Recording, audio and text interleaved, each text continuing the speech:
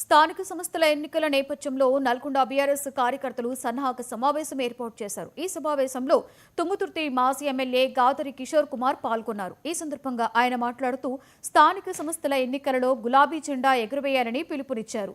కేసీఆర్ నాయకత్వమే తెలంగాణకు శ్రీరామ రక్ష అని అన్నారు. ఎవరైనా కేసీఆర్ గురించి తప్పుగా మాట్లాడితే ఊరుకునేది లేదని హెచ్చరించారు. స్థానిక సంస్థ ఎన్నికలు నిర్వహిస్తారని చెప్పేసి ఈ రాష్ట్ర ప్రభుత్వం అనుకుంటున్నటువంటి సందర్భంలో అందరం కూడా ఎన్నికల కోసం సమాయత్తం కావాలని చెప్పేసి గ్రామాల వారీగా అంతరం ఏర్పాటు చేసుకొని అందరం కలిసికట్టుగా ముందుకు సాగాలి.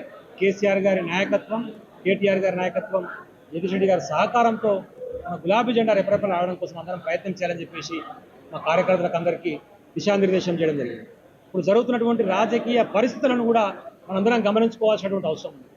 ఎవరు మాట్లాడుతున్నారు, ఎందుకు మాట్లాడుతున్నారు, మూకుమ్మడిగా తెలంగాణ ముఖ చిత్రాన్ని దెబ్బతీయడం కోసం ఆంధ్ర ప్రాంతం వాళ్ళు ఎట్లా మాట్లాడుతున్నారో దయచేసి అర్థం చేసుకోవాలి.